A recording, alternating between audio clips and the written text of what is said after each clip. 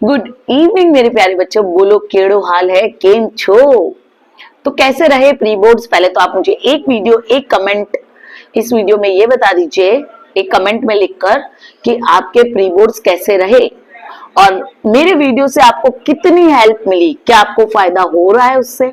Okay, और अगर आपके पेपर्स अच्छे रहे तो आगे डील नहीं देनी है आपको, उसी जैसे आप प्री बोर्ड्स में पढ़ रहे थे उसी उसमें मतलब उसी स्ट्रैटेजी के साथ उसी मैं क्या बोलूं, मतलब वही जुनून के साथ आपको लगे रहना है और आपको आगे भी पढ़ना है, क्योंकि खाली यही एक महीना है जिसमें आप कुछ कर सकते हो। और बच्चों, अच्छे कॉलेज में एडमिशन चाहिए या नहीं चाहिए? प्रोफेशनल एग्जाम्स देने हैं या नहीं देने? सीए करना है, सीएस करना है, एलएलबी करना है, बीबीए, एमबीए, जो भी आपको करना है, अगर आपके ख्वाब ऊंचे हैं तो मेहनत भी थोड़ी ज्यादा करनी पड़ेगी, है ना। तो अपने ड्रीम्स को ध्यान में रखो और पढ़ाई को मत छोड़ो, ठीक है। तो चलो, अभी मैंने आपको सुबह एक वीडियो अपलोड किया था जिसमें मैंने आपको अकाउंट्स का ब्लूप्रिंट दिया है और उसी वीडियो के कमेंट में बहुत सारे कमेंट मिले हैं जिसमें यह आया, मैम प्लीज स्टैटिस्टिक्स का भी ब्लूप्रिंट बना दे दीजिए। तो वही वीडियो, वही कमेंट को ध्यान में रखते हुए आप उस बच्चे को थैंक यू भी कह सकते हैं जिसने कमेंट में ये लिखा है, क्योंकि उसी बच्चे का वो कमेंट ध्यान में रखते हुए मैं अभी आपको दे रही हूँ स्टैटिस्टिक्स का ब्लूप्रिंट। जैसे अकाउंट्स में मैंने डिटेल में आपको समझाया कि कौन से चैप्टर्स को आपको वेटेज ज्यादा देना है और कौन से चैप्टर्स को पहले पढ़ना है, उसी प्रकार से स्टैटिस्टिक्स में भी मैं आपको ये समझाऊंगी कि कौन से चैप्टर्स को आपको ज्यादा वेटेज देना है, कौन से चैप्टर्स को आपको ध्यान से पढ़ना है, ठीक है। तो आज स्टैटिस्टिक्स का ब्लूप्रिंट इस वीडियो में कवर करते हैं। So let's go to on our screen.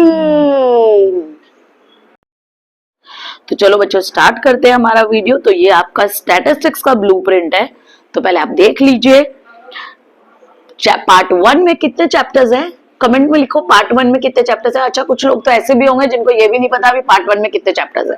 कितने चैप्टर्स है? 4 चैप्टर्स है। कौन कौन सा? Index number, linear correlation, regression और टाइम सीरीज, ये 4 चैप्टर है। और पार्ट 2 में कितने चैप्टर है? 5 चैप्टर्स है पार्ट 2 में। Probability, random variable, normal distribution, limit और डिफरेंशिएशन, ठीक है। तो चलो हम स्टार्ट करते हैं आपका ब्लूप्रिंट। तो ये आपका जो पार्ट 1 है उसमें चैप्टर नंबर 1 16 मार्क्स का वेटेज रखता है। देखो कितने मार्क्स का वेटेज रखता है? 16 मार्क्स का, ठीक है। और उसमें सेक्शन ए में 2 मार्क्स कवर होते हैं, सेक्शन बी में 1 मार्क्स कवर होता है, सेक्शन सी में अगेन 1 मार्क्स, सेक्शन डी में 2 मार्क्स। तो आपके टोटल सेक्शन होते हैं एफ तक, ए से लेकर एफ तक। स्टैटिस्टिक्स का पेपर लेंदी होता है बच्चों, आपको शुरू से ही जल्दी जल्दी क्वेश्चन कवर अप करने हैं। स्टैटिस्टिक्स का पेपर अकाउंट से भी लेंदी मिलेगा आपको, ठीक है। अब ध्यान से देखो, सेक्शन जो ए और बी है उसमें कोई एमसीक्यू नहीं होता, कोई ऑप्शन क्वेश्चन नहीं होते। वो सेक्शन ए एमसीक्यू है, आपको 20 क्वेश्चन होते हैं और 20 के 20 आपको अटेंड करना है। तो 20 क्वेश्चन है और 20 अटेंड करना है। सेक्शन बी में 10 क्वेश्चन होते हैं, थियरी क्वेश्चन होते हैं, 10 के 10 आपको अटेंड करना है। No options are there. Section C में 9 क्वेश्चन होते हैं जिसमें से आपको 7 क्वेश्चन करना है, 7 आउट ऑफ 9। और कितने मार्क्स का होता है? 2 मार्क्स ईच होता है, ठीक है। सेक्शन डी में 12 क्वेश्चन होते हैं जिसमें से आपको 8 लिखना है। कितने लिखना है? 8 आउट ऑफ 12। और कितने मार्क्स का होता है? ये आपका 3 मार्क्स का होता है सेक्शन डी। सेक्शन 4 में आ जाओ, सॉरी सेक्शन ई में आ जाओ, तो सेक्शन ई में आपको 3 क्वेश्चन करने होते हैं, 3 आउट ऑफ 4। तो 3 क्वेश्चन करने होते हैं और टोटल कितने होते हैं? 4। और जनरल ऑप्शंस है, यानी आप कोई भी पिक करके कर सकते हो, और में नहीं है। पूरे 4 क्वेश्चन होंगे, 4 में से कोई भी 3 आप कर सकते हो। और कितने मार्क्स का होता है? 4 मार्क्स ईच होता है। और सेक्शन एफ 5 मार्क्स का होता है, 6 क्वेश्चन होते हैं और जिसमें से आपको 4 क्वेश्चन करने हैं, 4 आउट ऑफ 6। और ईच क्वेश्चन 5 मार्क्स का होता है। और सेक्शन जो एफ है वो आपका पूरा पार्ट 1 में से ही होता है, ध्यान रखना। सेक्शन एफ है वो पूरा आपका पार्ट 1 में से होता है, ध्यान रखना, ठीक है। अब बच्चों ध्यान से देखो, पार्ट 1 का चैप्टर नंबर 1 है वो 16 मार्क्स कवर करता है। तो सेक्शन ए में 2 क्वेश्चन है, बी में 1, सी में 1, डी में 2 और एफ में 1, ठीक है। चैप्टर 2 सेक्शन ए में 2 क्वेश्चन होते हैं, सेक्शन बी में 1, सी में 1, डी में 1 और एफ में 2। तो कोरिलेशन तो आपको छोड़ना ही नहीं है, वो डायरेक्ट 2 क्वेश्चन कवर अप करा देगा, यानी 10 मार्क्स। तो टोटल चैप्टर का वेटेज कितना है? 18 मार्क्स का वेटेज है। तो आपके लास्ट का अगर 2 क्वेश्चन आप कर लोगे, ये वाले 2 क्वेश्चन, तो ये आपके कवर अप हो जाएंगे 10 मार्क्स के लिए, ठीक है। और एमसीक्यू छोड़ना मत पहले और दूसरे चैप्टर के, मतलब पार्ट 1 तो आपको छोड़नी ही नहीं है किसी भी हालत में, ठीक है। चैप्टर 3 में सेक्शन ए में 2 क्वेश्चन, सेक्शन बी में 1 क्वेश्चन, सेक्शन सी में अगेन 1 क्वेश्चन, सेक्शन डी में 2 क्वेश्चन और सेक्शन एफ में 1 क्वेश्चन। डी में एक भी नहीं आएगा, सॉरी ई सेक्शन में एक भी क्वेश्चन पार्ट 1 से नहीं है, ओके। तो ये चैप्टर कवर करता है आपके 16 मार्क्स।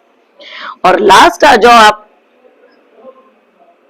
Chapter number 4।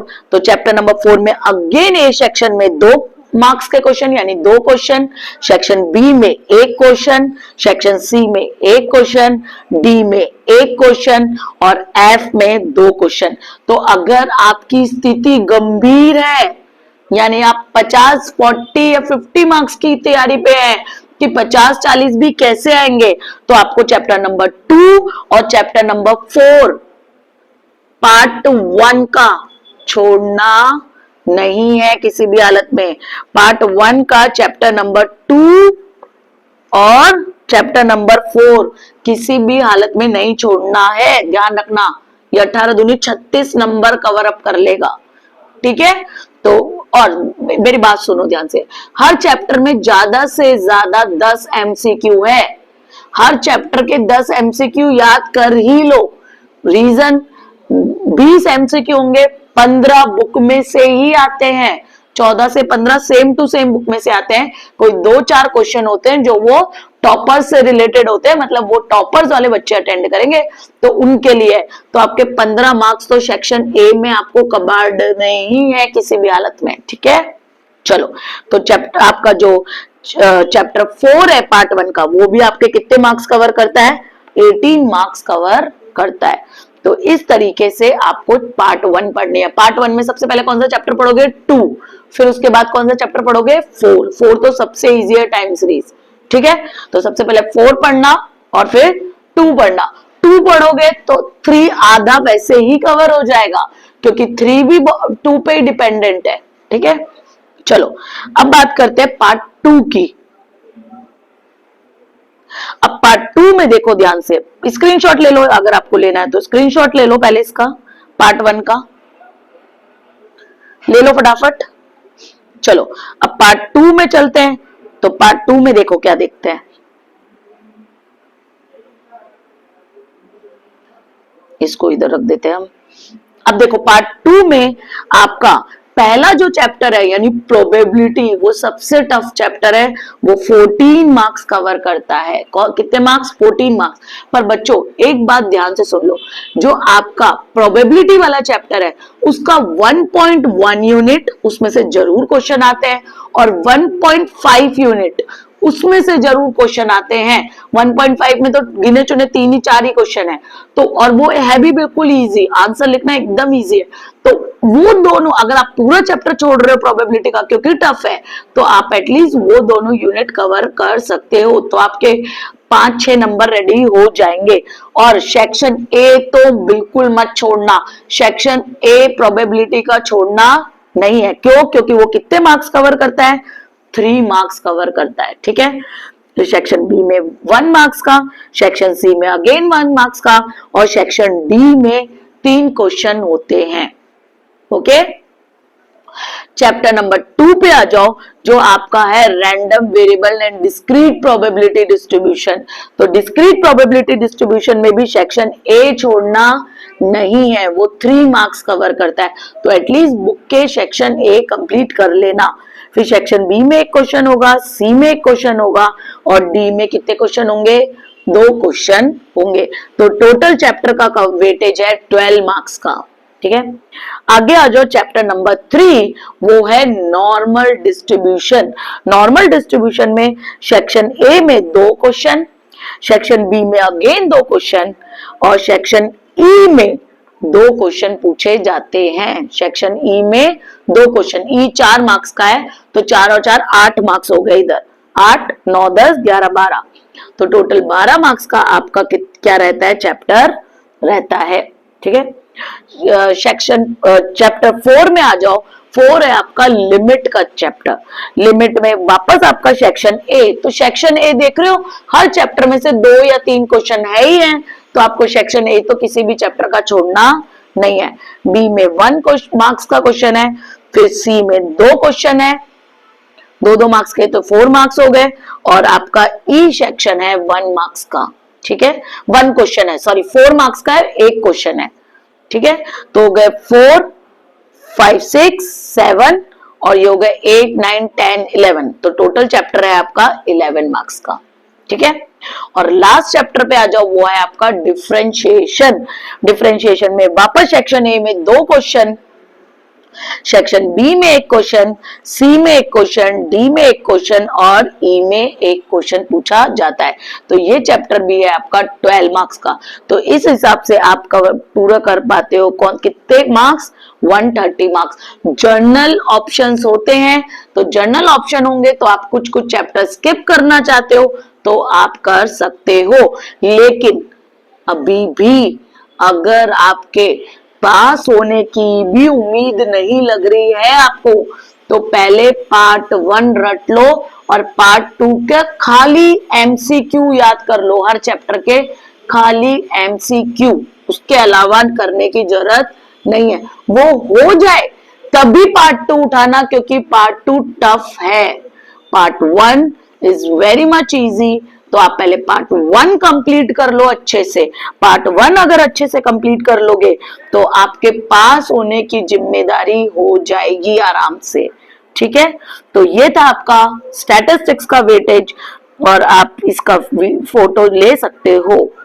रुको मैं आपको अच्छे से देती हूँ, ये लो पार्ट 2 का आप फोटो ले लो आराम से। ठीक है, और अभी भी अगर आपको कोई डाउट है पेपर पैटर्न में, ब्लूप्रिंट में, तो आप मुझे कमेंट में पूछ सकते हो। लेकिन बच्चों फिर कह रही हूं, पार्ट 2 जब भी उठाना, स्टैटिस्टिक्स का पार्ट 2 टफ है तभी उठाना जब आपका पार्ट 1 कंप्लीट हो जाए। अगर पार्ट 1 नहीं आता डायरेक्ट पार्ट 2 पे चले जाओगे तो पार्ट 1 तो पढ़ने की इच्छा ही नहीं होगी फिर, क्योंकि पार्ट 2 बहुत टफ है। ठीक है, लेकिन ऐसा नहीं है कि आप नहीं पढ़ सकते हो, आप पढ़ सकते हो। और अगर आप 80-90 वाले स्टूडेंट हो तो इस पेपर वेटेज के अकॉर्डिंग अपनी क्या बनाओ, स्ट्रैटेजी बनाओ कि कौन से चैप्टर में से कौन से क्वेश्चन उठा के पढ़ने हैं। और ध्यान रहे, जो सेक्शन अगर चैप्टर के पीछे सेक्शन ई में है तो वो ज्यादातर 90% केसेस में वो सेक्शन ई में ही पूछा जाता है। जो एफ में है वो 90% केसेस में सेक्शन एफ में ही पूछा जाता है। ध्यान रखना ये चीज, टफ चीजें पढ़ने के चक्कर में इजी चीजों को इग्नोर मत करना, क्योंकि कम से कम 60 से 70% पेपर ऐसा होता है जो इजी होता है, जो आराम से हर कोई अटेंड कर सकता है।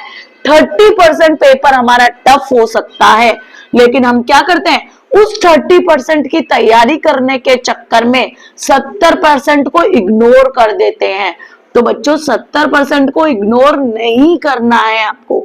आप 30 हार्ड को प्रिपेयर करने के चक्कर में टफ इजी पोर्शन को भूल जाते हो और वहां इतनी सिली मिस्टेक्स करके आते हो जिसकी कोई हद नहीं है। फास्ट लिखना भूल जाते हो। सेक्शन एफ जब आप आंसर लिख रहे हो तो लास्ट में एक लाइन जरूर लिखो, thus there is a correlation between x and y is 0.9 is perfectly positive या पार्शियल पॉजिटिव, जो भी आंसर आ रहा है वो लिखना जरूरी है, उसका आधा मार्क्स। यहाँ छोटी छोटी चीजें आपके आधे आधे मार्क्स ले जाती है, तो उसके कारण ध्यान रखना, वापस बोल रही हूँ, 70% पेपर इजी होता है और इजी के कारण हम अपना हार्ड पहले तैयार करते हैं और हार्ड 30% तैयार करने के चक्कर में हम 70% को इग्नोर मारते हैं। वो नहीं करना है आपको एग्जाम में। पहले वो 70% की तैयारी करो, वो आपकी 100% हो चुकी है, फिर वो 30-20% जो टफ पेपर होता है उसके लिए तैयार करो, ठीक है।